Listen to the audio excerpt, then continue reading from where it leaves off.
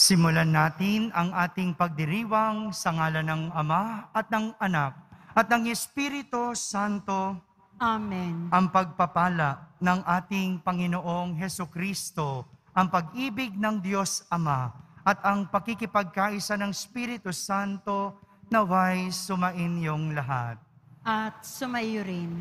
Minamahal kong mga kapatid, ang kapayapaang ibinibigay sa atin ng Panginoon ay hindi ang uri ng kapayapaang hatid ng mundo.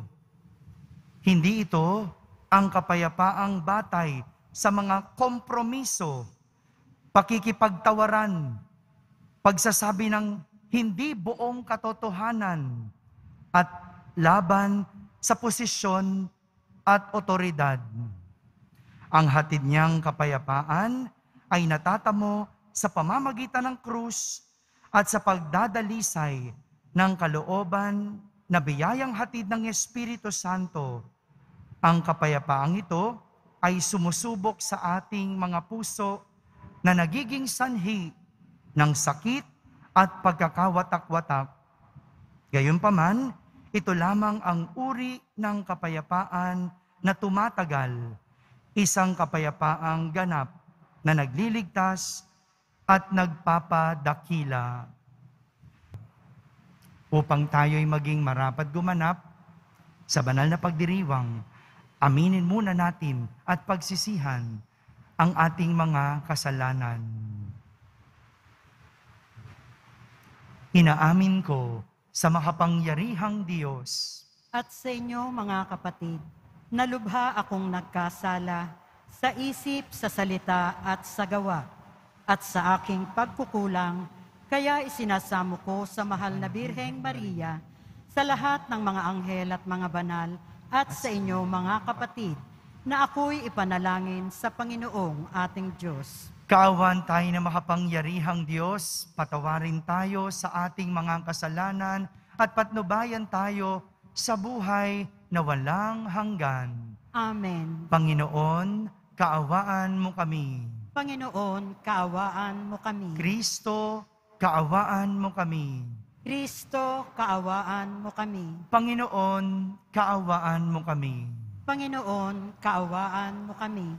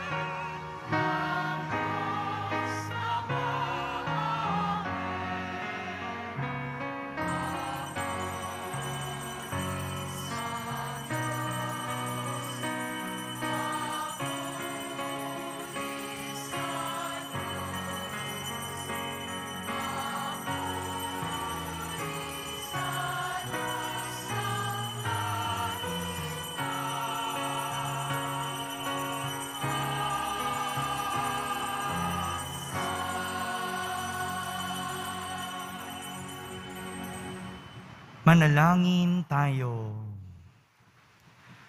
Ama naming makapangyarihan, lingid sa aming paningin ang mga inihanda mo para sa mga nagmamahal sa iyo.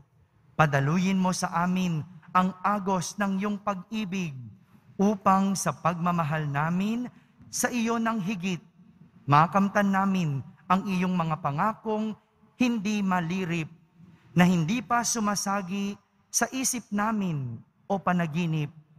Iniluluhog namin ito sa pamamagitan ni Jesucristo kasama ng Espiritu Santo magpasawalang hanggan. Amen. Magsiupo ang lahat.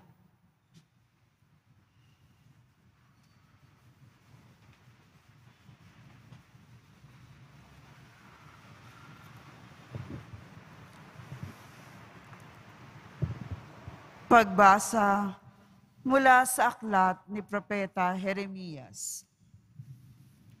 Noong mga araw na iyon, sinabi ng mga pinuno sa hari, "Kamahalan, dapat ipapatay si Jeremias.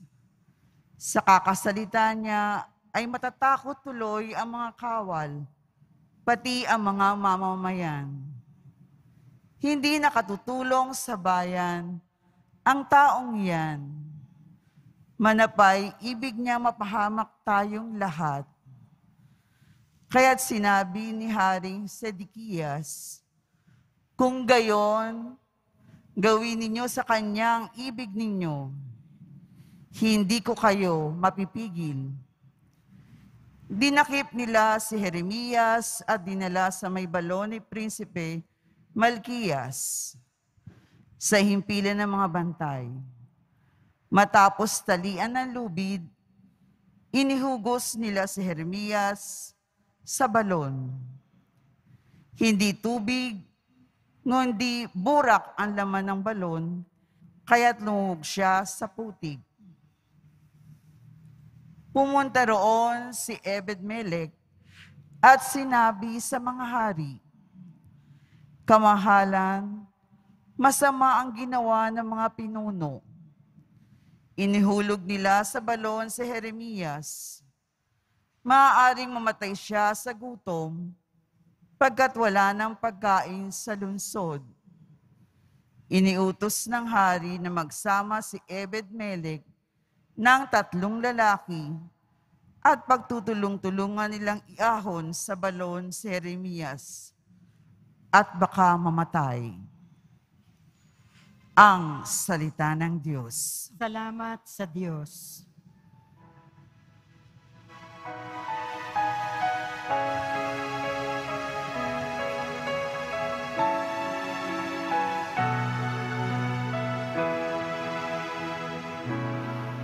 Ang pagtulong mo sa amin, Panginoon, ngayon'y gawin. Pagtulong mo sa amin, Panginoon, ngayon'y gawin. Ako ay naghintay sa aking Panginoon at dinig niya ang aking pagtaghoy. Ang pagtulong mo sa amin, Panginoon, ngayon'y gawin. Sa balong malalim na lubhang maputik, iniahon niya at dooy inalis. Ligtas na dinala sa malaking bato at naging panatag, taglay na buhay ko.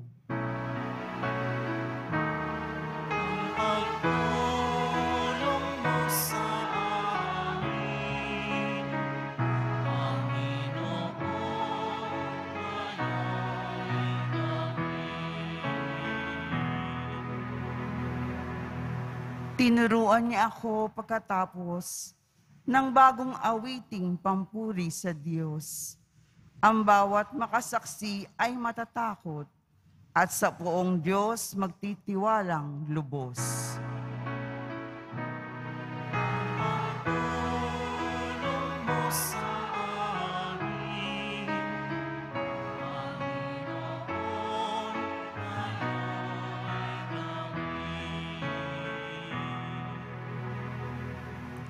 Mahina man ako at wala ng lakas, ngunit sa isip mo'y di mo kinakatkat.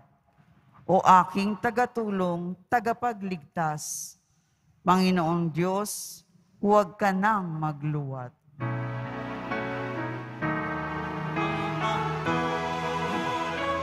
sa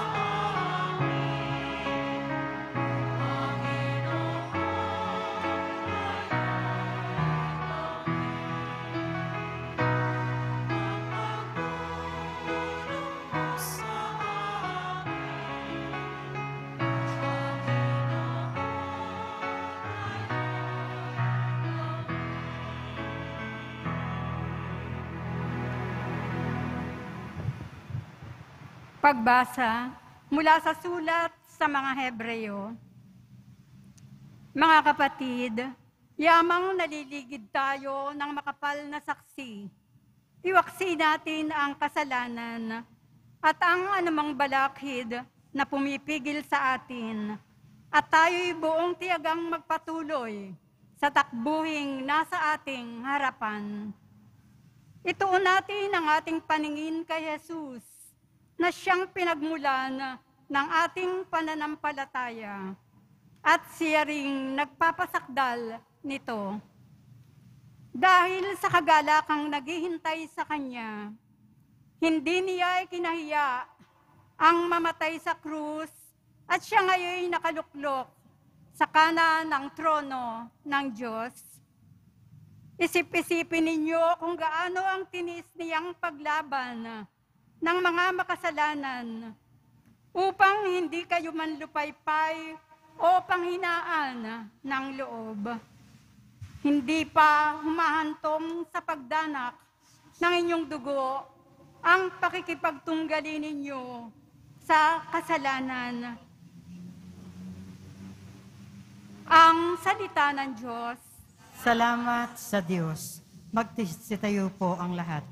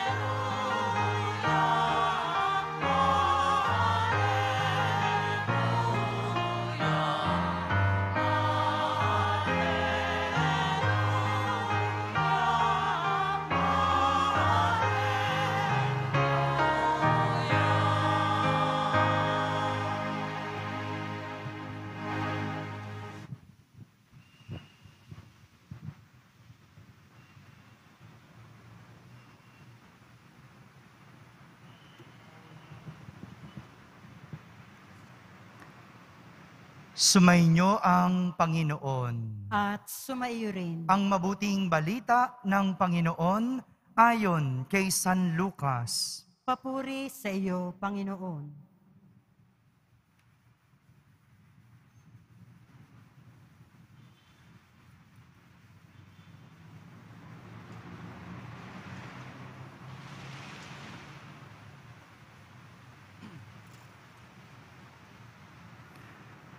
Noong panahong iyon, sinabi ni Jesus sa kanyang mga alagad, "Naparito ako upang magdala ng apoy sa lupa at sana'y napaningas na ito. May isang binyag panadapat kong tanggapin at nababagabag ako hanggat hindi natutupad ito. Akala ba ninyo'y pumarito ako upang magdala ng kapayapaan sa lupa? Sinasabi ko sa inyo, hindi kapayapaan, kundi pagkakabahabahagi. Mula ngayon, ang 5 tao sa isang sambahayan ay mababahagi 3 laban sa 2 at 2 laban sa 3. Maglalaban-laban ang ama at ang anak na lalaki, ang ina at ang anak na babae, at gayon din ang biyanang babae at manugang na babae. Mga kapatid, ang mabuting balita ng Panginoon. Pinupuri ka namin, Panginoong Heso Kristo. Magsiupo ang lahat. Isang magandang araw po sa inyong lahat.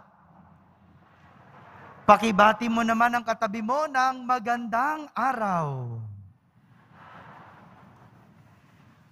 Nais ko pong simulan ang ating pagninilay sa isang kwento. At ang aking kwento sa araw na ito ay tungkol sa isang estudyante. Isang estudyanteng nagngangalang Andrew. Ano pong pangalan ng estudyante? Yan, very good. Gising pa, no? Andrew ang pangalan ng estudyante at si Andrew ay magaling magpinta. Magaling gumawa ng obra. Sa makatuwid, ano si Andrew? Doktor?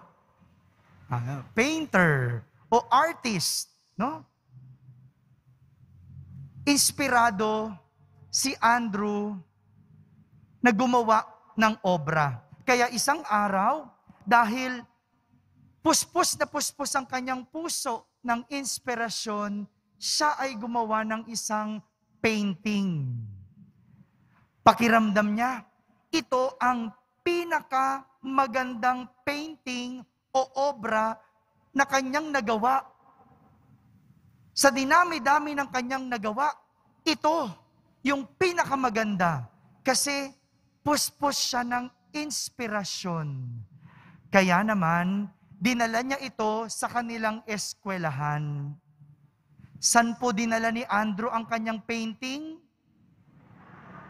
Yan, gising pa. Huh? Idinala niya sa eskwelahan para makita ng lahat ng estudyante. Sa labas ng kanilang classroom, pinaskil niya ito at nilagyan ng karatula na nakasulat, kung mayroon kayong makitang mali sa painting, pakibilugan ito. Malinaw? Anong gagawin kapag may mali? Ano ang bibilugan? Very good.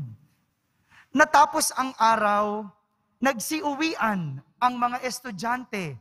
Laking gulat ni Andrew na puro bilog ang kanyang painting. Lungkot na lungkot si Andrew dahil ginalingan niya magpinta. Pakiramdam niya, ito ang pinakamagandang obra. Bakit nga malungkot si Andrew? Hello. Maraming mali, ano? Binilug-bilugan yung kanyang painting. Kaya naman, nakita ng kanyang guro na malungkot na lumalabas ng eskwelahan si Andrew.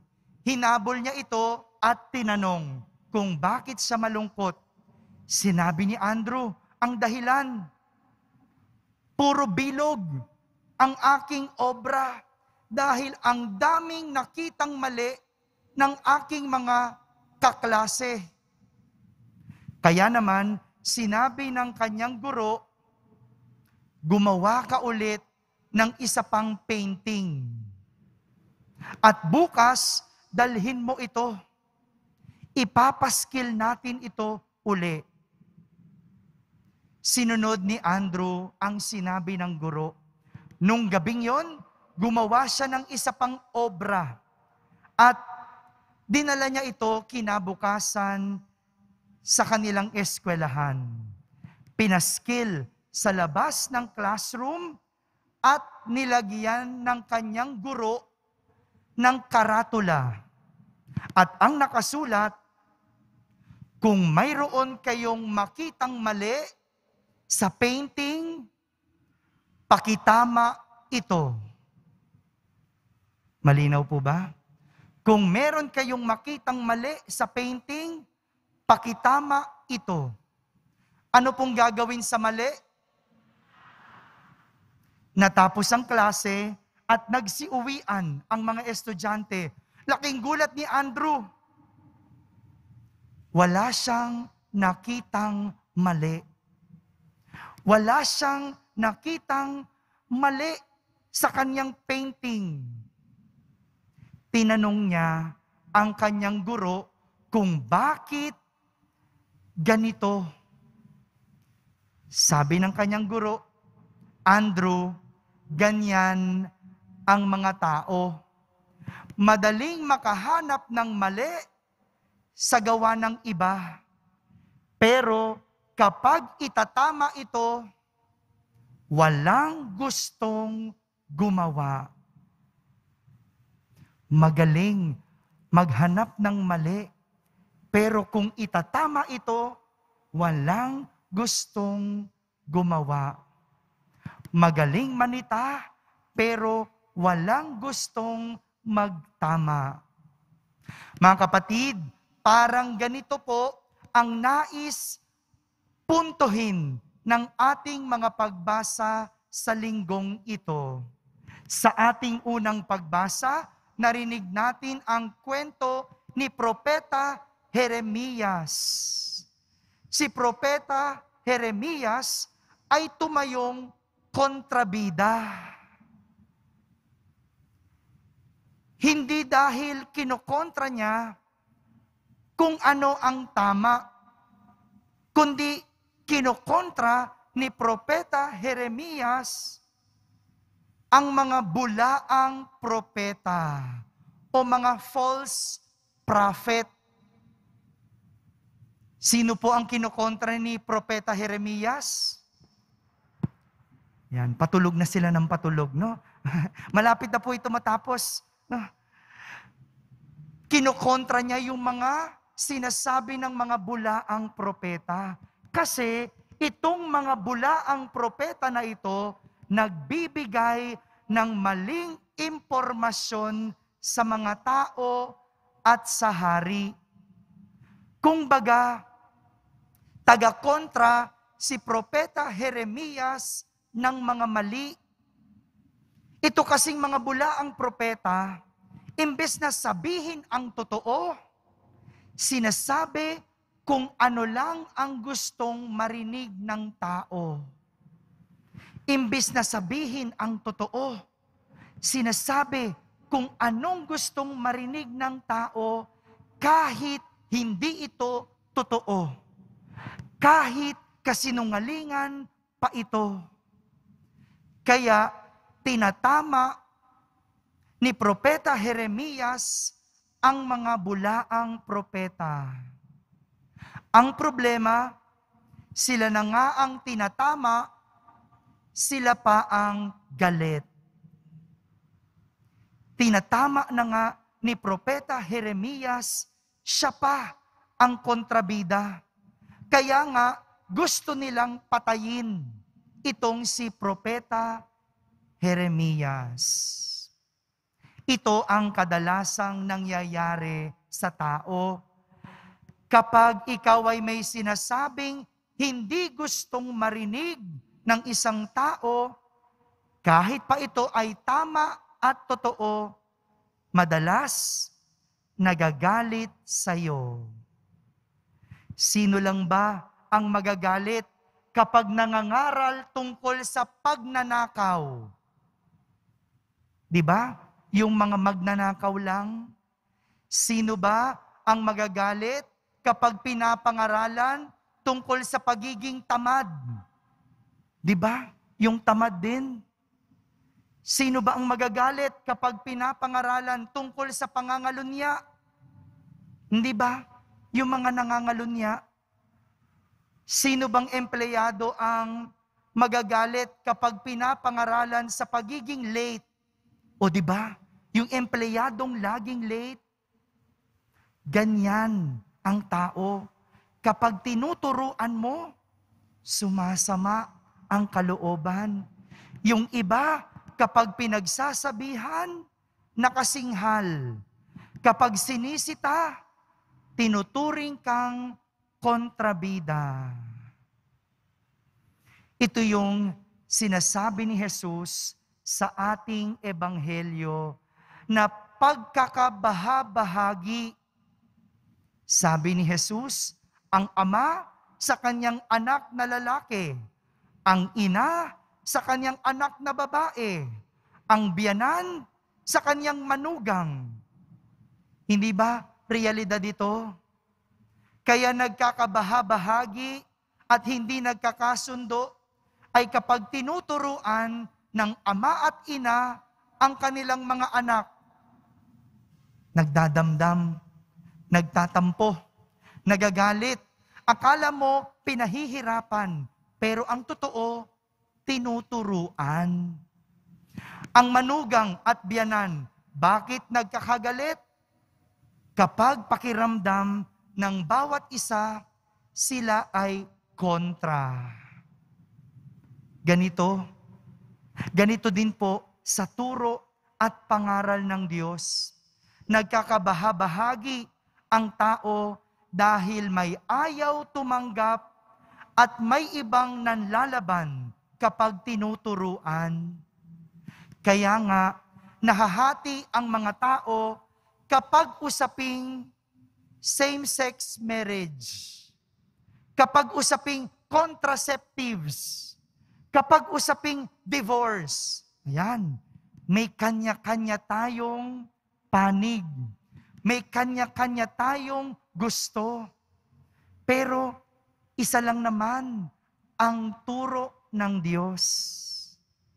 Mga kapatid, sadyang mahirap tanggapin ang pangaral at utos ng Diyos. Kadalasan, labag ito sa ating kalooban. May mga pagkakataon ding hindi ito umaayon sa ating kagustuhan. Pero pagbali-balik ta rin man natin ang mundo, kahit kailan ang turo ng Diyos hindi magbabago. Ang turo ng Diyos hindi magbabago. Magalit man sila kung ginagamit mo ang utos ng Diyos. Magdamdam man sila kung itinatama mo ayon sa pangaral ng Diyos. Mananatili itong mabuti at totoo. Sa huli, ito pa din ang magdadala sa atin sa tuwid at maayos na buhay. Amen? Amen.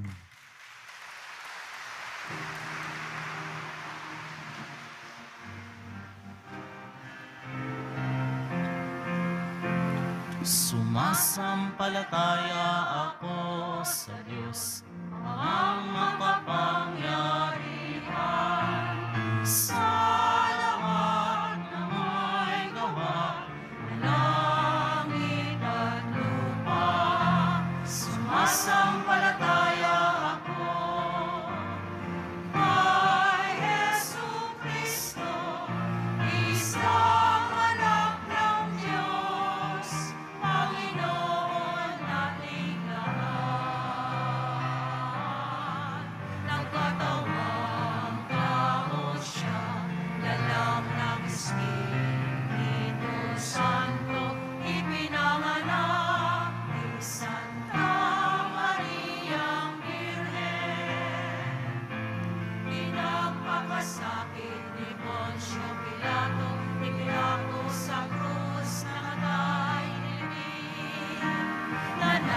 sa kinaroroonan ng mga yumao. Nang may tatlong araw, nabuhay na maguli, umakyat sa langit, naluluklos sa kanan ng Diyos namang makapangyarihan sa lahat. Doon magmumula pa rin ito sa tukong sa namabubuhay at namamatay na tao. Sumasampalataya naman ako sa Diyos Espiritu Santo, sa banal na simbahan Katolika, sa kasamahan ng mga banal, sa kapatawaran ng mga kasalanan, sa pagkabuhay na muli ng namamatay na tao, at sa buhay na walang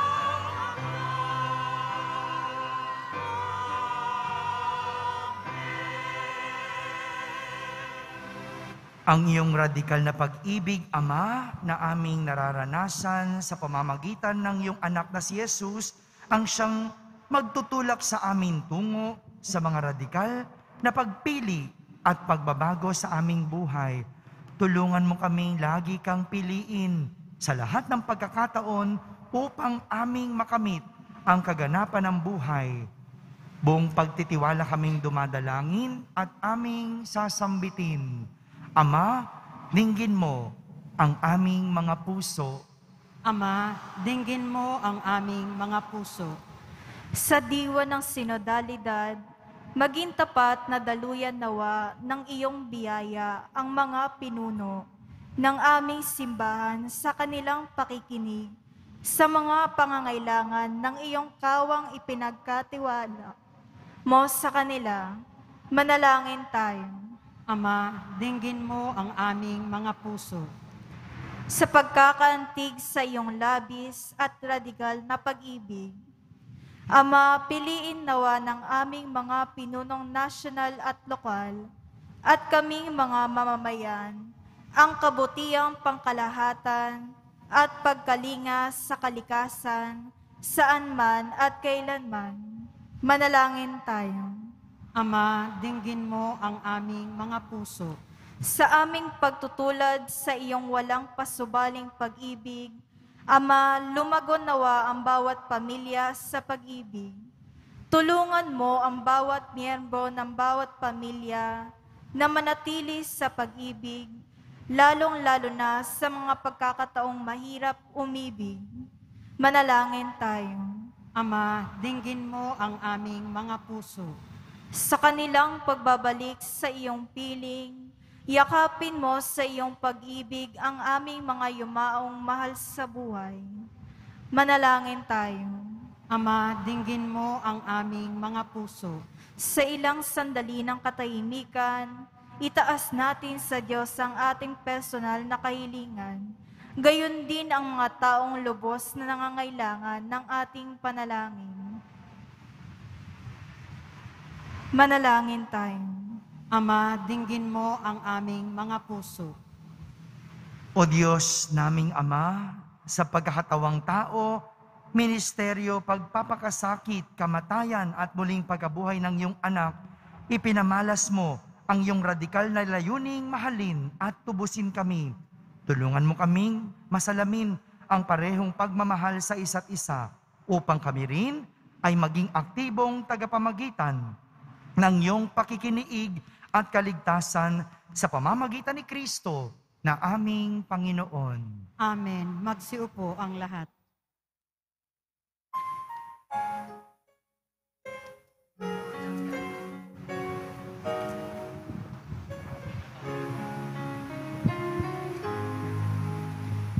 Ating banal na langit tinapay,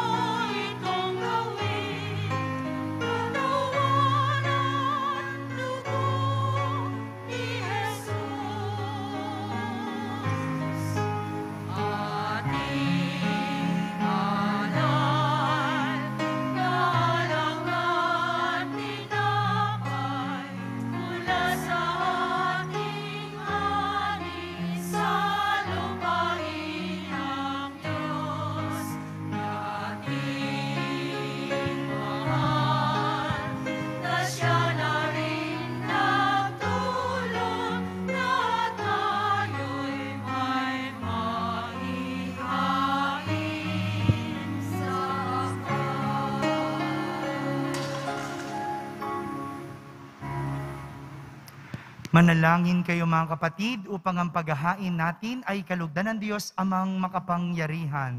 Tanggapin nawa ng Panginoon itong paghahain sa iyong mga kamay, sa kapurihan niya at karangalan sa ating kapakinabangan at sa buong sambayanan niyang banal. Ama naming lumikha, tanggapin mo ang mga alay upang maganap ang pagpapalitan ng iyong kaloob at ng aming handog sa aming paghahain na iyon na ring ibinigay para kami maging marapat na iyong paunlakan sa pamamagitan ni Jesucristo kasama ng Espiritu Santo magpasawalang hanggan. Amen. Sumainyo ang Panginoon. At sumaiyo rin. Taas sa Diyos ang inyong puso at diwa. Itinaas na namin sa Panginoon. Pasalamatan natin ang Panginoong ating Diyos. Marapat na siya ay pasalamatan. Ama naming makapangyarihan, tunay ngang marapat na ikaw ay aming pasalamatan sa pamamagitan ni Jesucristo na aming Panginoon. Siya ay naging kapwa naming maaasahan upang may mangunang umako sa pananagutan dahil sa hangad mong magbago ang kinamihas ng pagkakanya-kanya ng sangkatauhan. Bunga ng pagtitiis, siya ay nanaig at ang kamatayan ay kanyang nalupig, kaya't siya ang aming daan para aming masapit ang iyong tapat at maaasahang pag-ibig. Kaya kaysa ng mga anghel na nagsisiawit ng papuri sa iyo nang walang humpay sa kalangitan, kami nagbubunyi sa iyong kadakilaan.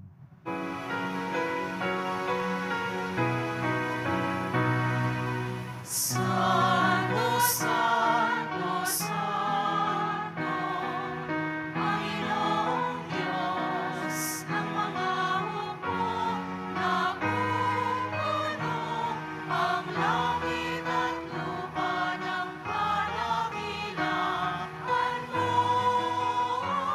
Hosana sa kaitaasan, pinampara ang naparirito sa ngalan ng Panginoon. Hosana sa kaitaasan.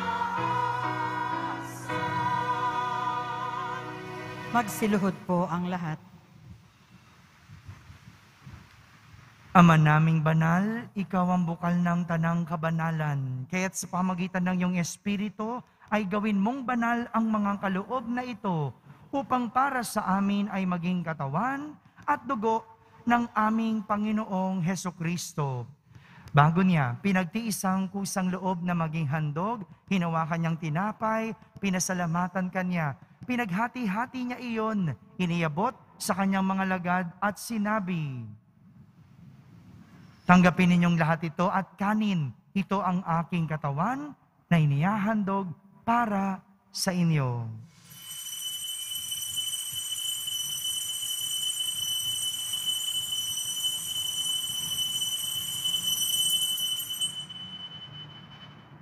Gayon din naman, nung matapos ang hapunan, hinawakan niyang kalis, muli kanyang pinasalamatan. Iniabot niyang kalis sa kanyang mga lagad at sinabi,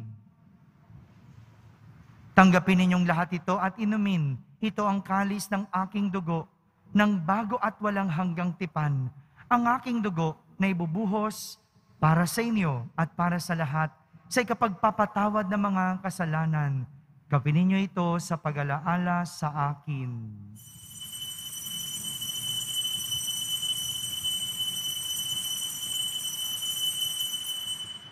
Magsitayo po ang lahat. Ipagbunyi natin ang misteryo ng pananampalataya.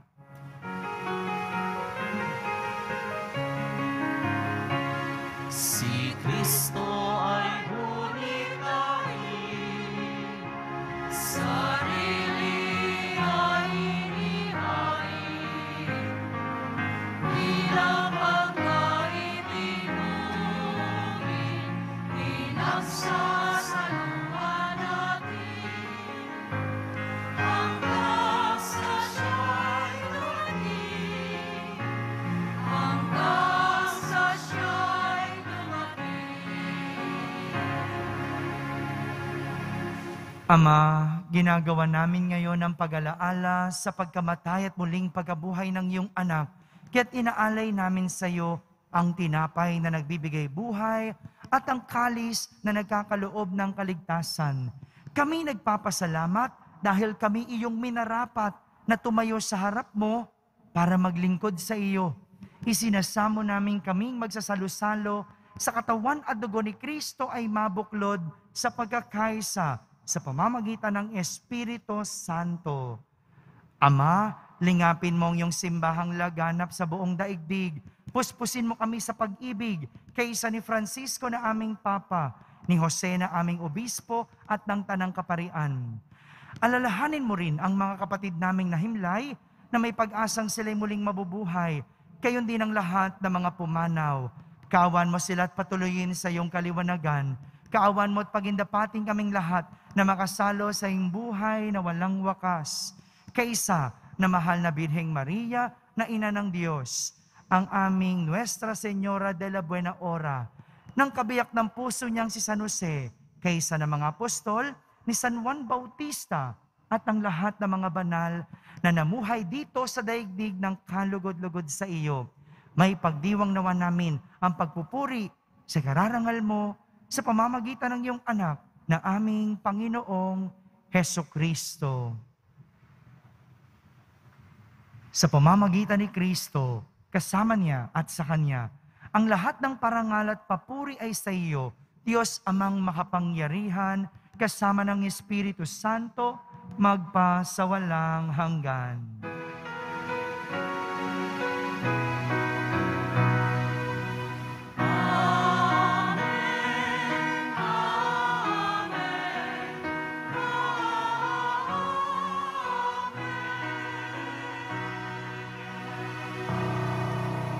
Sa tagubilin ng mga nakahagaling na utos at turo ni Jesus na Panginoon natin at Diyos, ipahayag natin ng lakas loob.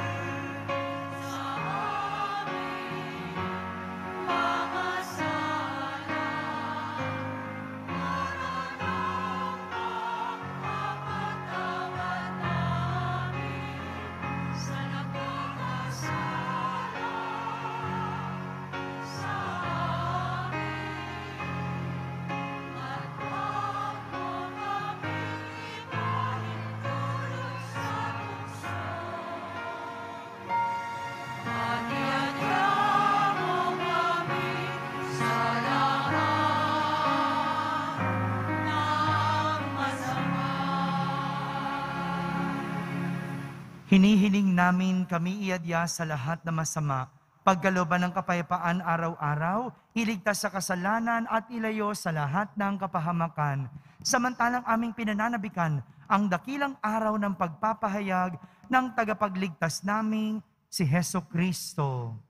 Sapagkat iyo ang kaharian at ang kapangyarihan at ang kapurihan magpakailanman. Amen. Panginoong Hesukristo, sinabi mo sa iyong mga apostol, kapayapaan ang iniiwan ko sa inyo, ang aking kapayapaan ang ibinibigay ko sa inyo. Tunghayan mo ang aming pananampalataya at huwag ang aming pagkakasala. Pagkalooban mo kami ng kapayapaan at pagkakaisa ayon sa iyong kalooban, kasama ng Espiritu Santo, magpasawalang hanggan. Amen. Ang kapayapaan ng Panginoon ay laging sumainyo. At sumaiyo rin. Magbigayan kayo ng kapayapaan sa isa't isa. Kapayapaan po para sa lahat.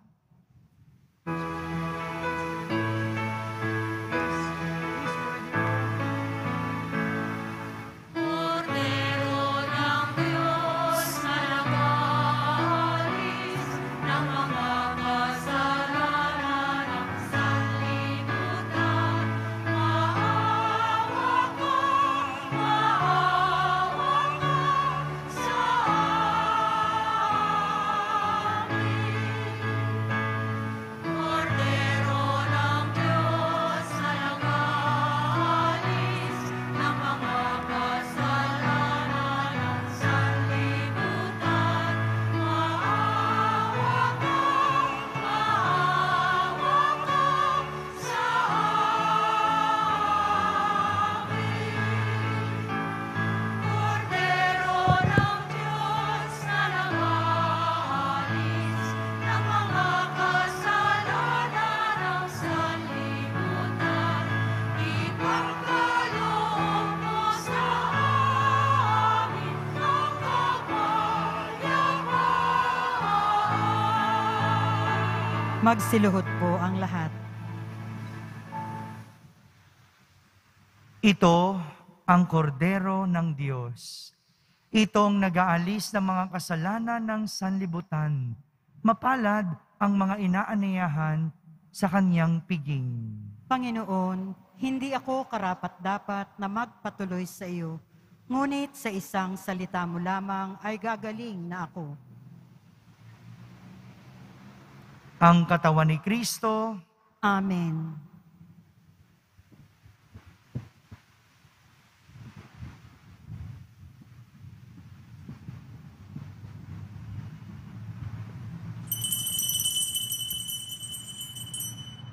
Para sa lahat ng tatanggap ng banal na komunyon, manatili lamang po kayo sa inyong mga pwesto o kinauupuan. Huwag na po kayong aalis o lilipat ng lugar. Ang pari at ang mga lay ministers po ang mag-aabot sa inyo ng komunyon upang maiwasan ang inyong pagdidikit-dikit. Sumunod po tayo. Maraming salamat po.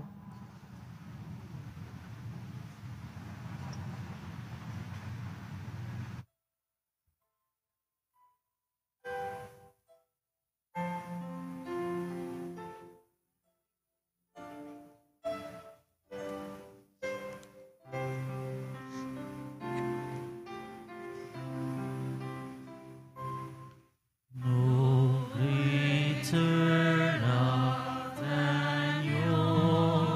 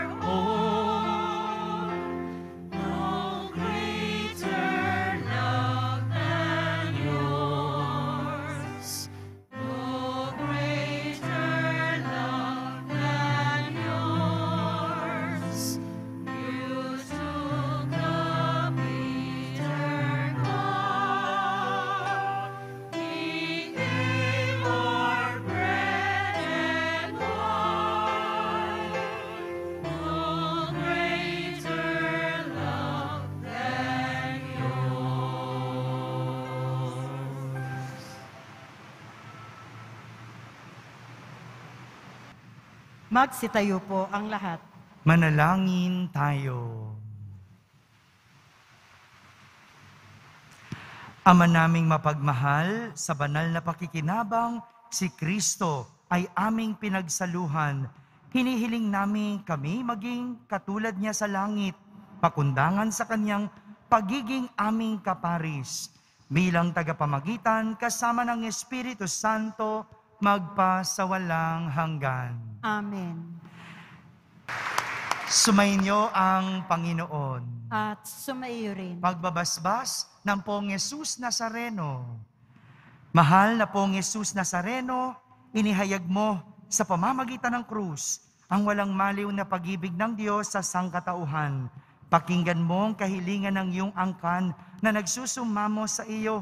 Makamtanawan nila ang inyong katugunan at tanggapin ang kasagutan na may utang na loob na tinatanaw. Basbasan din po ninyo ang lahat na may karamdaman, nahihirapan, may mga dalang imahen at dasalan. Sa pamamagitan ng bendisyon na ito, naway maalala nila ang mga pangako nila noon sa binyag, na ikaw ang kanilang iibigin at pagdilingkuran bilang Panginoon, magpasawalang hanggan. Amen. At pagpalain kayo ng makapangyarihang Diyos, Ama, Anak, at Espiritu Santo. Amen. Tapos na po ang ating pagdiriwang, humayging taglay ang pag-ibig at kapayapaan ng Poong Jesus Nazareno. Salamat sa Diyos.